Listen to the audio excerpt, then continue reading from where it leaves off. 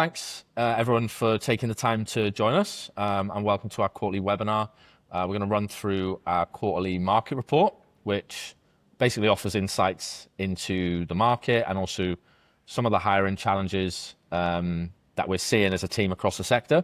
So if this is your first time joining us on one of these, I'll just explain a little bit about where all the information comes from. So we're a team of 4 recruiters who cover development, engineering design, construction delivery, finance, commercial and investment. So we speak to on average 60 people a week each through meetings and phone calls, and we use the information that we get and we collate it to create our market reports. And it's mainly around recruitment challenges, right? So there is some information around mergers and acquisitions and investments, but that all comes from public information that's available to anyone through reports such as like the Clean Energy Council.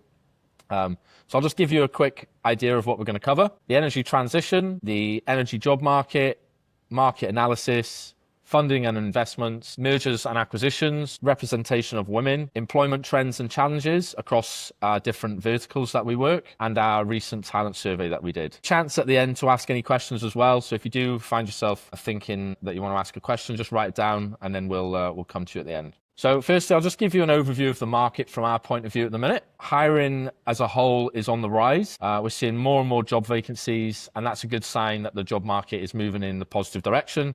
In the last quarter, we've seen a 21% increase in live jobs, in vacancies across the team.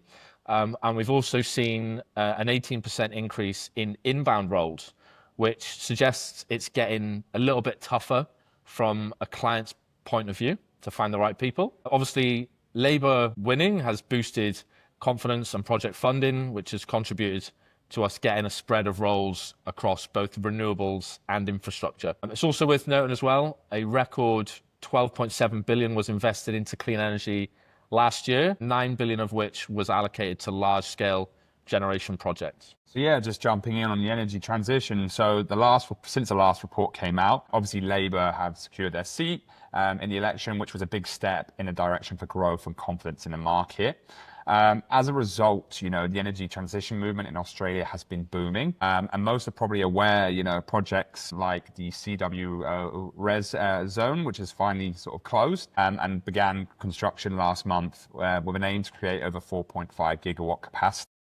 And Luke touched on, we actually are seeing the highest level of investment in clean energy that we've ever seen before, with almost $13 billion in new investment. One area which we're seeing a lot of newfound investment is actually going into supporting data centers. We've seen a significant rise here due to, a lot of our favorite buzzwords, AI, cloud computing, and with over 88 already in Sydney alone, and soon to smash through the 100 mark.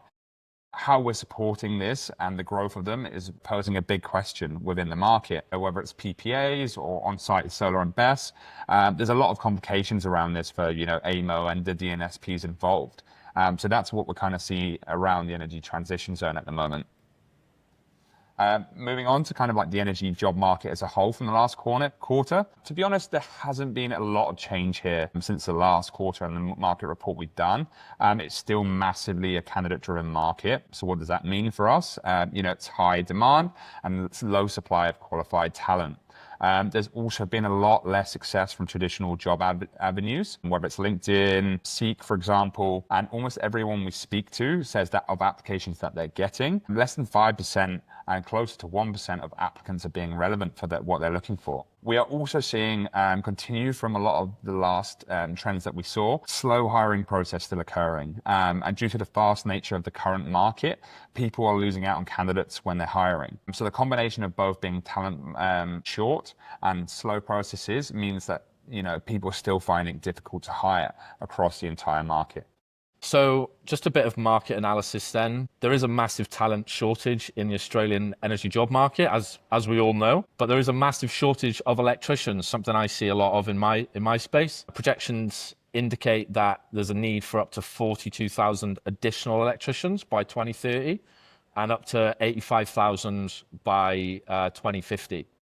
The Clean Energy Council has actually reported that Australia will need to increase the energy workforce as a whole from approximately 20,000 to 60,000 by 2030 in order to build and operate the 82% renewable generation target that we have. Problem with that is there is a major shortfall of talent across predominantly electricians and engineers, which will make it very unlikely that we can achieve that goal, basically. The answer, I think, is a large scale up now in apprenticeships, which they are trying, but it's not going too well, but also a bit of cross-industry upskilling and welcoming and encouraging overseas talent as well. So a quick snapshot into renewable energy across the last 12 months. Whilst rooftop solar continues to dominate, with 4 million solar systems installed across the country in total. Last year saw over 300,000 new installations, bringing 3.2 gigawatt of capacity. Batteries are booming, as we all know. 38 large-scale batteries were under construction by the end of last year and rapidly gaining momentum as the focus on storage grows. Some notable projects then include Waratah Super Battery, Collie Bess, Araring, which is now entering stage 2, and Western Downs expansion. In Q4 of last year, renewable generation supplied 46% of the total NEM electricity, whilst coal fell below 50% for the first time. In Q1 of this year, the renewable energy share in the NEM averaged at 43%, which is a 4% increase year on year. As of March 2025, there were 82 solar and wind generation projects either financially committed or under construction, with 69 committed battery projects totaling 12.5 gigawatt capacity. So I'm going to talk a little bit about the finance and investment side of things. So touching on the point from before, it has been a great year for investment, and we do look at that as a year as a whole rather than each quarter. So where did that 12.7 billion go? Well, 9 billion of it went on at the large scale generation projects, and when we talk about those, we mean those huge utility scale projects, or the res zones, large scale solar farms, etc. But also on the other hand, C&I is growing. It's not all down to the larger projects. Each and every panel at the moment is counting, and there's a lot of investment going into that with our clients. Furthering the sort of financial perspective, we do some looking into M&As in the space. Margins aren't always often as common as the acquisitions in industry, but we are actually seeing a healthy combination of both currently. One of the most successful mergers of recent, in the last year or so, has been the NL Green Power and Impex to form Potentia, and they've got over 1 gigawatt of projects and much more in the pipeline. And a diverse portfolio as well too. So they do solar, they do BESS, and they also do wind farms too, which shows you that you can do it all. Another major acquisition that we've been looking at is HMC Capital's takeover of Neoen. Although it has been pushed back a month, is a large acquisition, but has brought a bit of a vulnerability to their share price with the transaction itself. But as some market guidance, the M&A space is often one for slower news, as the processes are often lengthy and they require immense amount of capitals. So that's kind of what we're seeing in that space at the moment.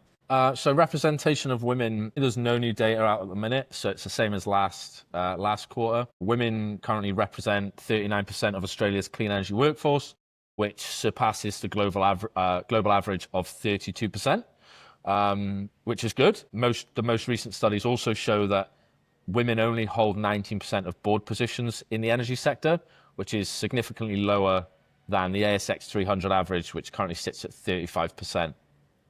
So there's a few notable initiatives to mention on this, which are the Women in Industry Awards, the Women in Energy and Renewables Summit, and the Women in Net Zero Future Programme. So these types of events are helping to recognise and promote women's roles across the transition. So we're going to look at one of the most important factors of our market report, which is kind of engaging in what are the trends and challenges. So I actually personally recruit into engineering and design, and it's a challenging space to say the least. So it's actually arguably one of the most candidate short markets at the moment, and the toughest roles to fill are predominantly those in the HV space. So your transmission line engineers, your substation engineers, etc. And speaking to clients across the board, even the top companies are struggling to hire the right talent, and we're even seeing the time to hire hit 6 to 12 months for a qualified engineer in some companies. We have been looking at a couple of different solutions. One of the first ones is looking at overseas talent, which has dropped off a little bit in the last few years. That overseas talent a lot of the time has experience all the way up to 500 kV in some cases. And with some upskilling could be brought up to Australian standards. Obviously, the downside is this process is somewhat costly and slow, but it's less so than not hiring itself. The second option, which we're seeing promoted a lot, is to promote graduate schemes and junior engineers. If you invest in an engineer's future, they are more likely to invest in you. So it's a really viable option for a lot of our clients. But as an oversight, the majority are really feeling the pressure in this space, definitely in engineering and design. So I specialize in construction and delivery recruitment. And one of the biggest challenges I'm seeing at the moment is Australia's energy project pipeline is straining an already small talent pool with like large scale transmission projects such as Project Energy Connect, Humelink, and VNI West, meaning there's already a high demand for site-based roles such as civil and electrical supervisors, for example. So with the skill shortage, candidates are prioritizing better rosters for a better work-life balance. Also pay schemes that see them rewarded for overtime and long hours. So if you are struggling to hire for site-based roles, it might be time to assess what rosters you're offering. Another thing worth mentioning is there's some fantastic talent across other sectors. People that are dying to get into the renewable space. If you're open to a candidate with experience, but from a different sector, such as oil and gas or mining, and hire based on transferable skill sets and attitude, you open the door to a whole new candidate pool, and you might just find a few gems that'll stay with you long term. We also thought it was important to talk about development. We have Katie in our team who recruits and consults directly into this sector. And from what we're understanding is, with post-election confidence and investment, a development space has really heated up and candidates are often in the driving seats here. What we are seeing is those in the space who are interviewing, whether it's, active or even just passively, are receiving multiple offers, making hiring tough for those candidates. Also, we've found that the way to kind of like succeed in this space is to focus on really structured hiring and a strong EVP to secure these candidates who are vital to the success of these businesses. And project development as a whole and project development hires are really critical to growing and expanding for the future. The talent survey. So we get a lot of questions around kind of data as well. So a lot of our data alongside using external news and sources comes from this talent survey that we send out each quarter. It helps us understand people's insights and thoughts on the market firsthand, but also helps us establish our salary reports, which can be found in our original market report document.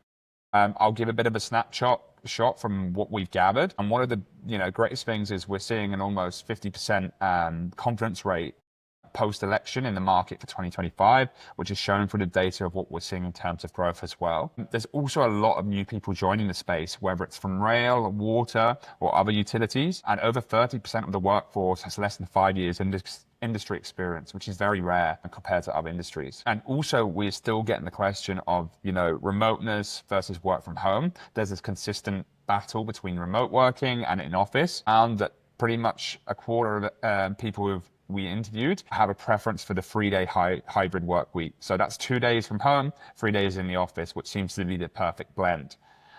One final interesting fact, and this kind of like helps us in our roles as recruiters as well, is understanding, where people are in terms of actually accepting roles that they're offered. So about a quarter of people are actually choosing to stay at their companies once they've been offered another position, which is actually significantly higher than what we've seen in other industries. And we're trying to figure out why that may be. Is that confidence about culture and salaries outside of their current workplace not as high as they were expecting? But it's something that we're kind of working with at the moment. But this talent survey usually provides better insight than sometimes going to market and just speaking to people indefinitely. Cool. So, that's it from us.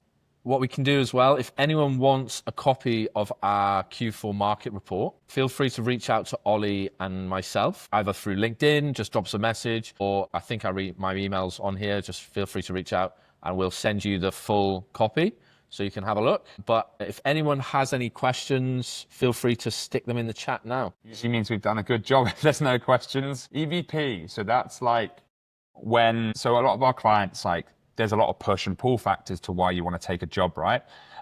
Financial incentive is usually the main one, but if you can't financially incentivize someone, what can you do? So an EVP is something that employers provide that's something other than just a financial package. So it might be company culture, it might be the working from home environment, it might be the benefits of health insurance packages. Basically, employers can offer that doesn't come in that standard package. I forget what EVP directly stands for, but that's kind of what we go through when we talk about total packages. So not just the number at the end of the day of their salary plus super, but everything else that they can expect to gain from the company as well that might not be seen directly. Cool. And Jan there, so a lot of our data comes from the market itself. So as a team, there's 4 of us. We speak to, on average, 60 people each a week. And that's where we get a lot of our insights into challenges that people are finding, salary insights. But we also push out a talent survey.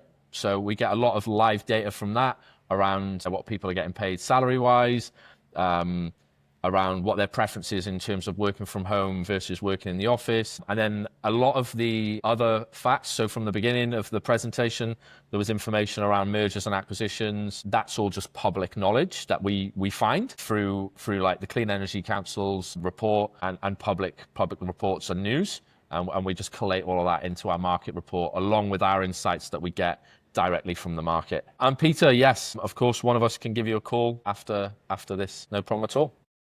So I just looked up EVP. I didn't know the exact meaning of the definition behind it, but it's an employee value proposition. So like I said, it was everything that is not included in just the base package. So health insurances, do they add gym memberships? Do they have like a 9-day working week, which we're seeing quite a fortnight that we're seeing more common? It's all of those extras that will basically entice people to join you, because at the end of the day, a lot of people offer the same sort of packages. Like there is small increases from company to company, but whether or not it's they go above and beyond and add additional benefits is what we talk about. Cool. Is there any other questions? If not, and if you need a copy of this, we will be sending it out. We've actually had a lot of requests because we've probably picked the worst day to do this, because 90% of the people we usually talk to are actually at the Clean Energy Council today, which is here in Sydney. So we're meeting a few of the folks later, but we'll be sending this out. I think if that's everything, we can wrap it up there. But yeah, thank you very much for everyone coming. Good question, that.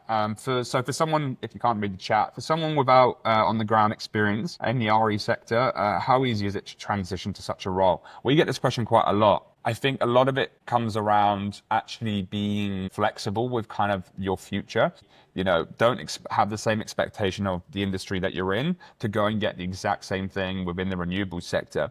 What I advise when I speak to a lot of candidates is, if you're coming from rail, or you're coming from a construction background that's not in renewables, or whatever it may be, sometimes it's best to take one step backwards in order to go 2 steps forwards in your career. So look for more kind of like junior or like roles that maybe will give you an opportunity to upskill and get used to the market first before you set your expectations for what you want to do with your career within renewables. And that's the best advice I could give.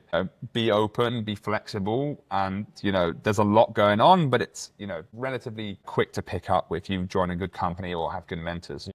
And on that as well, if you do take a step back to join the renewable space, we are seeing people progress very fast. So people are getting internally promoted time after time after time over a short amount of time. So in a few years, you can see people get 3 promotions because the space as a whole is growing. So sometimes taking a step back, you're not really taking a step back at all. You're just propelling yourself into the industry. Cool. All right. I hope that answered your question. Awesome. Yeah.